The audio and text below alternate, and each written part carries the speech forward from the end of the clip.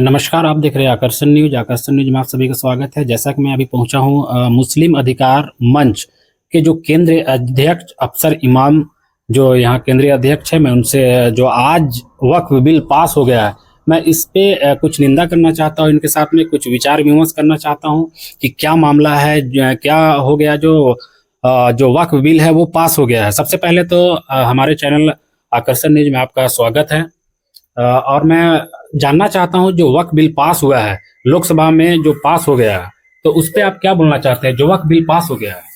देखिए, ऐसा है कि वक्फ बिल जो पास हुआ है लोकसभा में, ये 2024 को ये वक्फ संशोधन बिल जो है वो केंद्र सरकार लाई और लाने के बाद इसे जेपीसी में भेज दिया गया। ये पूरे हिंदुस्तान में हर स्टेट में जाकर उन्हें सर्वे करना था, उसका सर्वेक्षण करना था और हर वक्फ बोर्ड के जितने भी मेंबर हैं या जितने भी लोग हैं उनसे पूछताछ करके उनका रिपोर्ट तैयार करना था। लेकिन इन लोगों ने किया क्या कि पूरे हिंदुस्तान के हर स्टेट में ये लोग गए, यहां तक कि बगल में पटना आए, कलकत्ता आए, लेकिन झारखंड नहीं आए। ये बहुत दुख की बात है। और झारखंड जब नहीं आए तो ये पता चला हमें कि झारखंड नहीं आया, ये संसदीय समिति के जो लोग हैं वो, तो हमने डॉक्टर इरफान अंसारी को एक मेमोरेंडम दिया, जो हमारे स्वास्थ्य मंत्री हैं। उनसे हमारी वार्ता हुई, बात हुई। हमने कहा कि आप जो है हमारे माननीय मुख्यमंत्री हेमंत सोरेन जी से बात करें और यहाँ भी जो बोर्ड के जो मेंबर हैं आप उन्हें जो है यहाँ पे बुलावें ताकि यहाँ का भी रिपोर्ट वो चला जाए। लेकिन इत्तेफाक ऐसा हुआ कि पता नहीं कि झारखंड को क्यों इग्नोर किया गया। झारखंड में वो लोग नहीं आए और नहीं आने के बाद रिपोर्ट उन लोगों ने पेश कर दिया और पेश करने के बाद फिर इन लोगों ने ये किया कि 2 अप्रैल को हम लोग लोकसभा में वक्फ संशोधन बिल जो है वो हम लोग पेश करेंगे और उन लोगों ने पेश किया। और पेश करने के बाद बहुत विपक्ष के जितने सांसद थे, चाहे वो किसी दल से हों, चाहे वो कांग्रेस के हों, डीएमके के हों, ममता बनर्जी के हों, जेएमएम के हों, और भी हमारे अवैसी साहब की पार्टी की हो, आपको सीपीआई के जो है वो लोग हैं, सभी लोग मिलके इसका विरोध तो किए। लेकिन विरोध होने के बावजूद भी जो है बहुमत उनका है। जब वोटिंग हुआ और जब वोटिंग हुआ तो वोट में वो पास हो गए और उसी की वजह से वहां जो है लोकसभा में बिल पास हुआ। इसके लिए हमारे ऑल इंडिया मजलिस इत्तेहादुल मुस्लिमीन के जो अध्यक्ष है बैरिस्टर असदुद्दीन अवैसी साहब, उन्होंने पुरजोर विरोध किया, यहां तक कि वो भावुक हो गए संसद में। उन्होंने कहा कि आप ये बिल जो है ये बिल नहीं है, ये मुसलमानों को बर्बाद करने के लिए आपने ये बिल लाया है, मुसलमानों का वजूद को खत्म करने के लिए आपने ये बिल लाया है।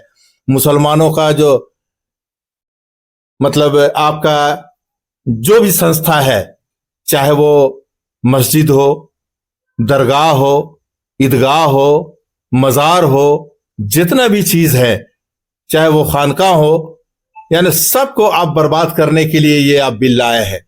तो इसीलिए ये बिल जो है हकीकत में ये मुसलमानों को बर्बाद करने का बिल है। इसीलिए मैं इस बिल को फाड़ता हूं। और उन्होंने बिल फाड़ा और फाड़ने के बाद वो संसद से निकल के चले गए।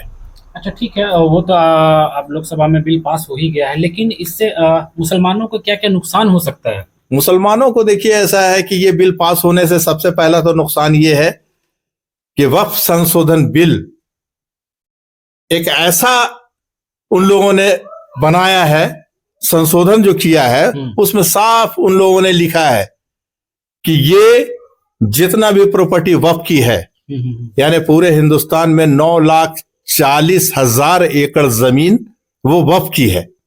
उसके अलावा चल संपत्ति जो है वो अलग है, तो उस पर नजर है उन लोगों की, उसे वो अपने अधीन लेना चाहते हैं। और अधीन लेके वो हकीकत ये है कि अपने जो लोग हैं, चाहे वो अडानी हो चाहे अंबानी हो, उन्हें वो देने का काम करेंगे।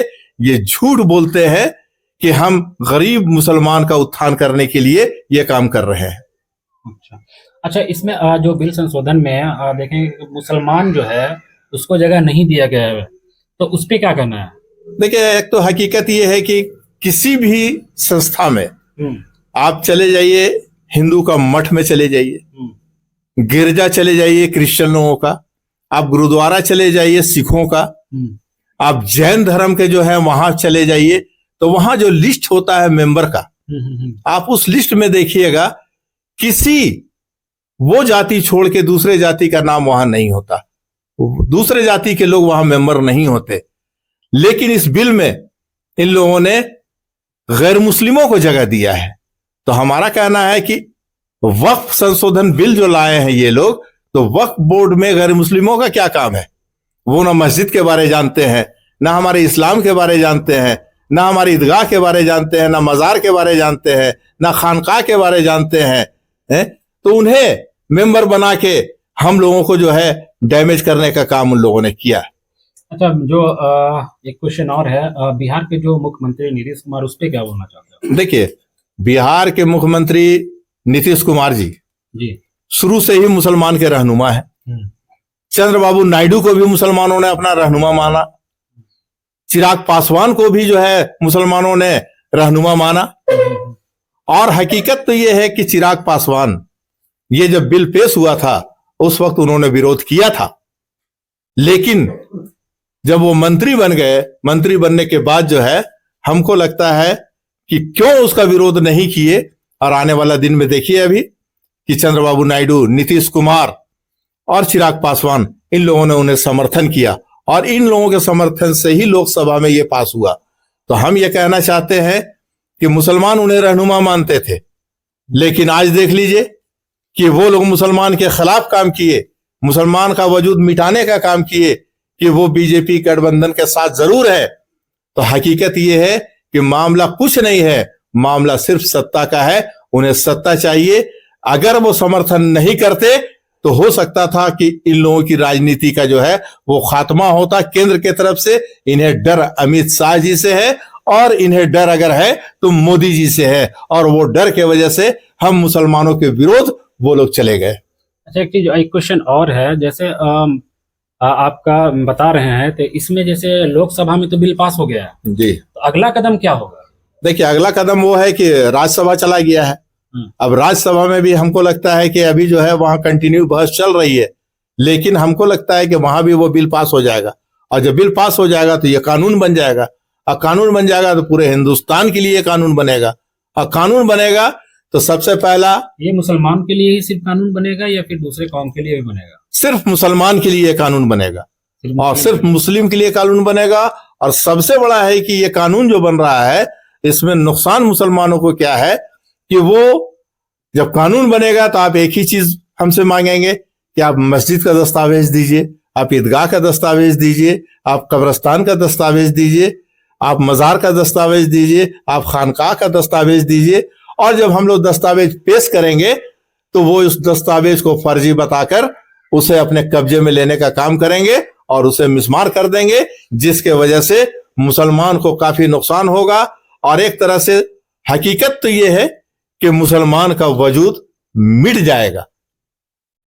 चलिए, जिस तरह से आपने बताया कि मुसलमान को काफी इस बिल से नुकसान होगा, चलिए, आप बता रहे हैं कि लोकसभा में बिल पास हो गया है, अगला राज्यसभा गया हुआ है, तो उसमें भी आप बोल रहे हैं कि उसमें भी पास होने का ज्यादा संभावना, ज्यादा जितने भी वहां पे छोटे जो मंत्री लोग हैं उनको डर, आपका कहना है कि आपका मोदी सरकार से और आपका अमित शाह से, ये सबसे काफी।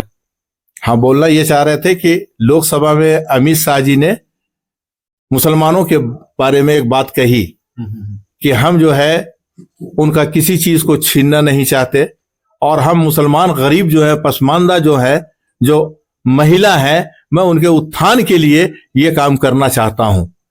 ये वक्फ संशोधन बिल उनके लिए लाया हूं। तो मैं अमित शाह जी से ये कहना चाहता हूं कि आप वक्फ संशोधन बिल उन लोगों के लिए लाए हैं, तो क्या आपके पास और कुछ है ही नहीं कि मुसलमानों का जो वक्फ है, का जो चीज है, वक्फ बोर्ड का जो चीज है, उसे आप छीन कर आप मुसलमानों का उत्थान का काम करेंगे? एक चीज, जैसे बहुत सारे ऐसे लोग हैं हमारे जो चैनल देखते हैं, क्योंकि वक्फ क्या होता है बहुत, क्योंकि ये उर्दू वर्ड है, बहुत सारे लोग ऐसे हैं कि उर्दू वर्ड जानते नहीं है। वक्फ क्या चीज है, उसको थोड़ा सा हिंदी में बताएंगे? जी हाँ, देखिए वक्फ जो है ना वो दान है। जैसे कि हम किसी चीज को अगर दान करते हैं तो हमारे जो बुजुर्ग हैं, हमारी माताएं हैं, डोनेट कर दे रहे हैं। हाँ डोनेट जो करते हैं, हाँ। तो हमारी जैसे कि मरहूम हाँ, स्वर्गीय माँ हाँ हाँ। है कि नहीं, स्वर्गीय फादर या और भी जो लोग हैं, या हम अगर जिंदा भी हैं तो हम अगर चाह रहे हैं कि हम डोनेट करें, दान करें, तो वही वक्फ है। और वही दान किया हुआ चीज जो है वो आज वक्फ प्रॉपर्टी बना हुआ है। ये जितना भी है, चाहे 9,40,000 एकड़ जमीन भी है, तो वो वक्फ की प्रॉपर्टी है, वक्फ की हुई जमीन है वो।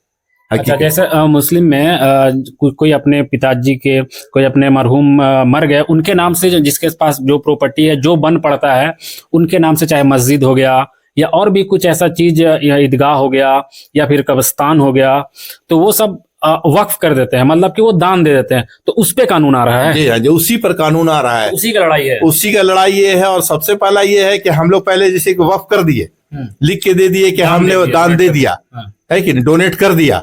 लेकिन ये कानून जो बन रहा है, तो डोनेट करने के लिए भी हमें सरकार से परमिशन लेनी होगी, और वो परमिशन अगर देगा तभी हम डोनेट कर पाएंगे, दान कर पाएंगे, और नहीं तो वो दान हम नहीं कर पाएंगे। तो इसमें आप दान नहीं कर पाएंगे, तो जैसे आप बता रहे हैं कि दान किया हुआ चीज अब उसको सरकार चलाएगी, मतलब जो हम अब दे रहे हैं अब वो सरकार को दे रहे हैं। यहाँ पे जो जैसे मस्जिद जो होता है हम वक्फ कर दिए, तो उसका भी तो रजिस्ट्री जो होता है, तो वो किसी के नाम से होता है या फिर? देखिए ऐसा है कि जैसे कि वक्फ कर दिए, दान कर दिए, हाँ। डोनेट कर दिए हम, हाँ। तो वो मस्जिद के नाम से हम रजिस्ट्री भी कर दिए उस जमीन को, हाँ। ईदगाह के नाम से रजिस्ट्री कर दिए।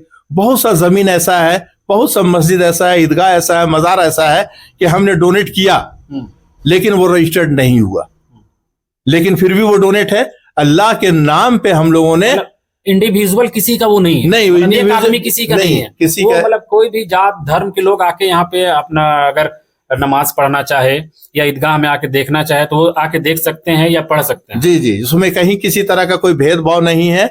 हमारे जितने मुसलमान हैं, है कि नहीं, वो अगर मस्जिद अगर एक जगह कहीं है तो पूरे समझ लीजिए कि वो हिंदुस्तान के मुसलमानों की मस्जिद है, किसी एक संस्था की मस्जिद नहीं है, या किसी एक संस्था की ईदगाह नहीं है, या किसी एक संस्था की मजार नहीं है। पूरे जितने मुसलमान हैं हिंदुस्तान में रहते हैं, चाहे बाहर से भी देश से मुसलमान आते हैं, उनका भी आस्था उसमें है, उसमें वो नमाज पढ़ सकते हैं, वहां पे वो दुआ कर सकते हैं, सब कुछ कर सकते हैं। ये पूरे मुसलमानों की चीज है। तो कल के अगर तारीख में अगर वो सरकार के अंडर में चले जाती है तो फिर उस पर कानून पूरी तरह से आ जाए कि ये आदमी आ सकता है, ये आदमी नहीं आ सकता, ये यहाँ पे रुक सकता है, यहाँ पे नहीं रुक सकता, ऐसा हो सकता है? नहीं, ऐसा तो इसलिए होगा ना कि पहला तो ये है कि जो हम वक्फ दोबारा अब हम करना चाहेंगे ये कानून बनने के बाद, तो एक तो वक्फ हम कर नहीं पाएंगे, डोनेट नहीं कर पाएंगे। वजह है कि इतना कानूनी प्रक्रिया है कि सरकार जो है ना वो डोनेट के लिए अलाउ करेगा ही नहीं। सबसे पहले कह देगा कि आपकी ये जमीन जो है ये गैर मजरूआ मालिक है, आपकी ये जमीन है तो ये गैर मजरूआ आम है, तो ये जमीन आपके अंडर में जो आया है तो ये आदिवासी की जमीन है, आप इसको डोनेट नहीं कर सकते हैं। तो जिसके वजह से काफी प्रॉब्लम होगा, काफी दिक्कत होगी मुसलमानों के साथ। चलिए, आप देख सकते हैं कि जिस तरह से वक्फ बिल के खिलाफ ये बार बार लड़ रहे थे, मेरे चैनल में आपने इससे पहले भी देखा होगा कि वक्फ बिल के खिलाफ ये पूरी तरह से पुरजोर विरोध कर रहे थे, लेकिन वक्फ बिल आखिरकार पास हो ही गया। फिर भी अब वो राज्य जो चला गया है उस पर देखते हैं क्या होता है। चलिए हमारे वीडियो में कंटिन्यू बने रहें। जो आप यहाँ पे देखे जो नीतीश बाबू, आपका नायडू और आपका एक चिराग पासवान, वो लोग समर्थन किए तो इस वक्फ बिल में, तो इस पे आपका क्या विचार है, इस पे आप क्या बोलना चाहते हैं? देखिए, इस पे हम बोलना चाहते हैं कि नीतीश कुमार जी, चंद्रबाबू नायडू जी और चिराग पासवान जी, हम पूरे मुसलमानों को ये उम्मीद थी कि वो समर्थन नहीं करेंगे। हम लोगों ने गुजारिशनामा भी भेजा, हम ही नहीं, मुस्लिम अधिकार मंच ही नहीं, और भी लोग जो है गुजारिशनामा उनके पास भेजे और ये उम्मीद किया कि वो उनका समर्थन इस वक्फ संशोधन बिल का वो नहीं करेंगे, लेकिन उन लोगों ने समर्थन कर दिया। तो अब मैं ये कहना चाहता हूं कि पूरे मुसलमानों से यह आह्वान करना चाहता हूं कि जो नीतीश कुमार जी के पार्टी में है, चिराग पासवान जी के पार्टी में है और चंद्रबाबू नायडू जी के पार्टी में है, या बीजेपी गठबंधन के जितने भी लोग हैं, उनकी पार्टी में जितने मुसलमान हैं, उन्हें हकीकत में सामूहिक रूप से इस्तीफा दे देना चाहिए। और इस्तीफा जब नहीं देंगे तो समझ लीजिए कि उनका जमीर मुर्दा है।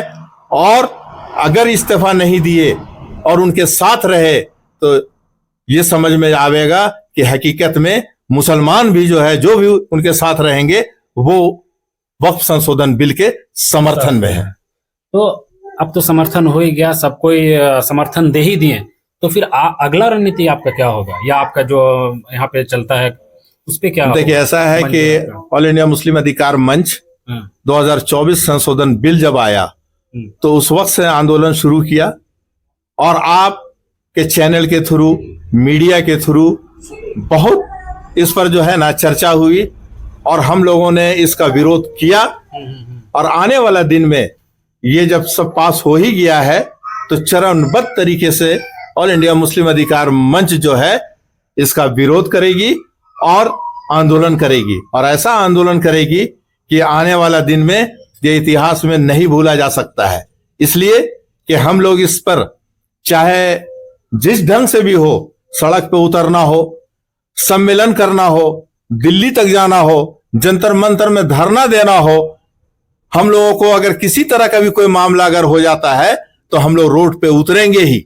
और चाहे हम लोगों की जान चली जाए, हम लोगों को जेल भेज दिया जाए, लेकिन फिर भी उस वक्त ये आंदोलन ऑल इंडिया मुस्लिम अधिकार मंच करता रहेगा जब तक हम लोगों के जिस्म में जान है, और उस वक्त तक आखिरी दम तक जो है हम लोग विरोध करते रहेंगे।